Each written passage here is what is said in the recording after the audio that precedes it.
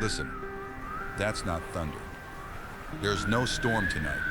That's the sound of a mountain breathing underneath the floor of a house that 170 people call home.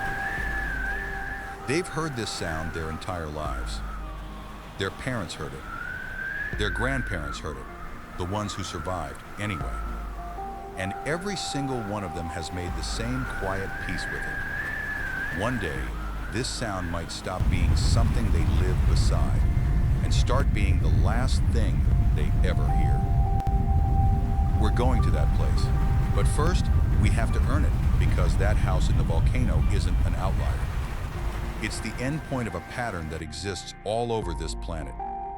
Places where human beings looked at the most hostile ground on Earth and, instead of walking away, said, "We live here now." Some were running from armies. Some were running from the sun itself. Some weren't running from anything. They were obeying a mountain that gave them no other choice. Today we're counting down 10 of these places. Real homes. Real families, right now, this year, sleeping in structures that should not, by any reasonable measure, still be standing, or should not be standing there. Stay with me to the end. Because the last one on this list isn't just dangerous. It's a place where the danger is folded into daily life so completely that a packed emergency bag by the front door isn't paranoia. It's furniture. I'm your host. This is Hidden Planet Docs. And this is the list that should be empty and isn't. Matmata, Tunisia. The underground hideout from the air. This stretch of southern Tunisia looks like something tore craters into the desert and walked away. That's not far from the truth, and it's exactly why a film crew once used it to fake a planet that wasn't Earth at all. You've probably seen these pits before and didn't know it. This is Luke Skywalker's childhood home in Star Wars. But the people who actually live here weren't building a movie set. They were solving a problem with no good answer. In this part of the Sahara, summer temperatures regularly cross 50 degrees Celsius. Hot enough to make exposed skin blister in minutes. Hot enough that nothing above ground stays livable past mid-morning. So roughly 700 years ago, the Berber people of this region made a decision that still defines the area today. If the surface is unlivable, stop living on it. They dug down. Sometimes 6 meters, almost 20 feet, carving a square courtyard straight into the bedrock, open to the sky like an inverted house. Then they tunneled sideways from the walls of that pit, hollowing out bedrooms, kitchens, even stables for animals. All of it insulated by solid rock that holds a stable, cool temperature no matter what's happening on the surface above. It works. It's worked for 7 centuries. Families still live in these pit homes today, descendants of the people who first dug them, still cooking the same meals in underground kitchens their great-grandparents carved by hand. But the desert that gave them shelter from the sun has one more trick. These pits, dug to escape heat, are also basins, and on the rare occasions a desert storm dumps a year's worth of rain. In a single afternoon, water has nowhere to go but down, into the courtyards, into the homes. Residents here don't fear scorpions or sandstorms nearly as much as they fear the wrong kind of sky on the wrong kind of day. Monsanto. Portugal. The village under the Boulder now, picture something different. Not a home dug into the earth, a home built underneath something that could crush it in an instant. In the hills of central Portugal sits a village so strange that Portuguese television once voted it the most Portuguese village in Portugal. Not for its charm, but for how completely it refused to compromise with the land it sits on. Massive granite boulders, some weighing well over 1,000 tons, are scattered across this hillside like a giant abandoned game. Instead of clearing them or building around them, the people of Monsanto did something almost defiant. they built into them. Roofs become the underside of boulders. Walls fuse directly into rock. One house here has its entire second floor formed by a single uncut stone, with the family living, sleeping, and raising children directly beneath. Several hundred tons of granite that has not moved in millions of years. Ask a local how they feel about it, and the answer is almost always some version of the same thing. The rock has been here longer than any of us. It isn't going anywhere. Geologists are a little more careful with their language. Hasn't moved in millions of years is not the same promise as cannot move. And this region does experience occasional seismic activity, the kind that has, elsewhere in Portugal, brought far larger stones down without warning, every night in Monsanto. Families go to sleep underneath a slow-motion threat that has simply been priced into daily life for so long, nobody thinks to mention it to outsiders anymore. Vardzia, Georgia. The vanished queen's hidden city in the 12th century.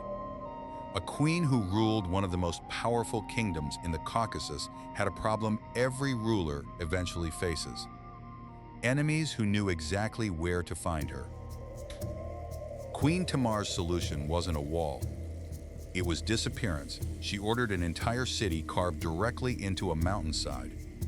Not a few caves, but nearly 6,000 separate rooms, tunneled deep into solid rock, connected by hidden staircases and ventilation shafts so cleverly disguised that from a distance the mountain looked completely untouched.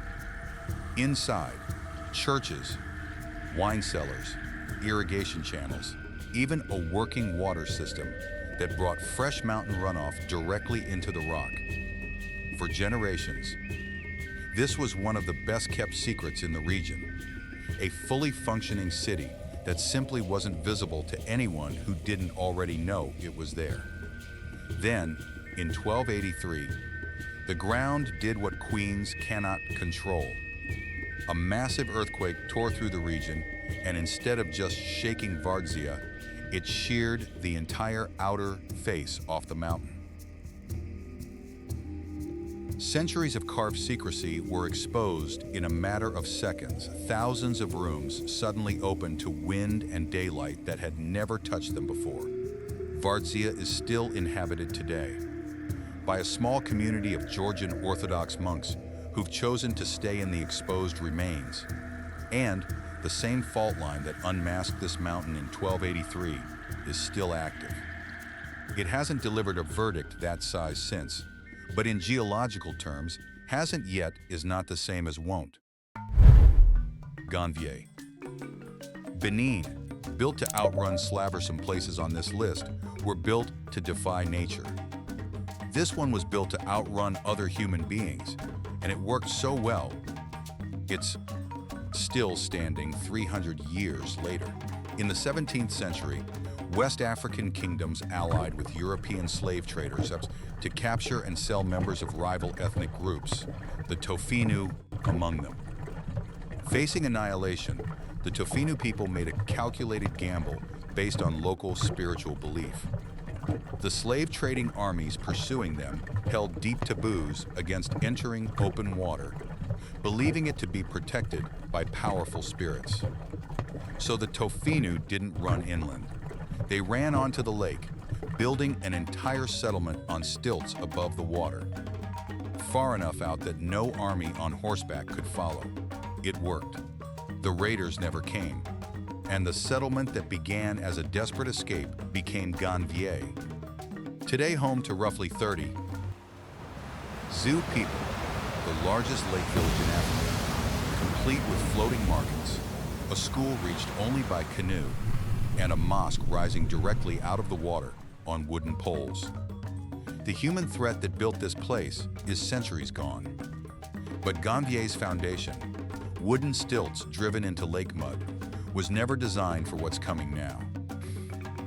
Rising water levels and increasingly unpredictable storm patterns are putting pressure on a structural system that has survived 300 years of human history, but was never built with climate change in mind. The lake that once protected this community may, within a generation, be the very thing that takes it back. Masuleh, Iran, the town with no streets. Here's a question most of us never have to think about. When you step outside your front door, are you walking on a street or on your neighbor's house? In Masuleh, a centuries-old town tucked into Iran's Alborz Mountains, the answer is almost always the second one. The town is built as a single, continuous terrace structure climbing an extremely steep mountains. And, because of the slope, the roof of one home becomes the courtyard, walkway, or front yard of the home directly above it. There are no cars in Masuleh. There are barely any conventional streets at all. Locals navigate an entire town by walking across the tops of other people's houses. An arrangement so consistent that getting lost here often means, quite literally, ending up on the wrong roof. This design wasn't an accident of charm. It was an engineering response to a brutal slope and heavy seasonal snowmelt, distributing weight and water runoff in a way that's kept the town stable for over 1,000 years. But it comes with a hazard that has nothing to do with geology and everything to do with simple physics. A misstep here doesn't mean a stumble on pavement. It means falling through or onto a structure that someone else is currently living inside. We're halfway through this list, and so far, every home we've shown you was built to escape something. Heat, enemies, slope, gravity itself. What's coming next is different. The next 5 didn't just adapt to danger. They climbed directly into it, onto cliffs, into clouds, and finally, into the mouth of an active volcano. If you thought a misstep on someone's roof was as bad as this list gets, you have no idea what's coming. Panyee, Thailand, the village that refused to sink in the 1700s. Fishing families from Indonesia arrived on the coast of southern Thailand, looking for a place to settle, and ran into a wall of bureaucracy as immovable as any cliff. Thai law at the time forbade non-citizens from owning land. These families had 2 choices: leave or stop needing land at all. They chose the second option. They built their entire town directly over the ocean, on wooden stilts driven into the seabed, defying a law that never anticipated anyone simply refusing to need what it withheld. Today, Panyee is home to roughly 2,000 people. A fully functioning floating town with a school, a mosque, restaurants, and homes, none of it touching solid ground. The most famous part of this village wasn't built by adults at all. In the 1980s, a group of local boys, inspired by watching the World Cup on television, wanted to play football, but there was no flat land anywhere on the island. So they built their own pitch, out of scrap wood and old fishing planks, floating directly over the water, full of gaps where a ball or a foot could easily slip through. That makeshift pitch eventually produced players good enough to compete in regional youth tournaments. An entire generation of footballers who learned the game balancing on driftwood above open sea. It's the most joyful entry on this list. It's also a coastal community, with 0 solid ground beneath it. Sitting in the exact stretch of coastline, the 2004 Indian Ocean tsunami tore through. A wave that devastated this region and which, locals will tell you without much drama, could happen again. Meteora, Greece. Monasteries on the tip of a needle by the 14th century. Christian monks across the Byzantine world were facing constant raids. And one group decided the only truly safe place left was somewhere no army could physically climb. They found it in central Greece, a cluster of sandstone pillars rising up to 400 meters straight out of the plain, their tops nearly inaccessible by any conventional means. So the monks did the only thing left to do. They hauled every single stone, beam, roof tile, and tool up those sheer cliffs by rope, building entire functioning monasteries on summits the size of tennis courts, hundreds of feet above the valley floor. For centuries, there were no stairs cut into the rock at all. The only way in or out was a net, lowered and raised by hand-cranked rope, carrying monks, supplies, and the occasional terrified visitor straight up the cliff face. When asked how often the ropes were replaced, the historical answer wasn't a maintenance schedule. It was a statement of faith. When the Lord lets them break, stairs exist now. The nets are gone. But the monasteries that survive, 6 of an original 24, still sit exactly where they were built, hundreds of feet above solid ground.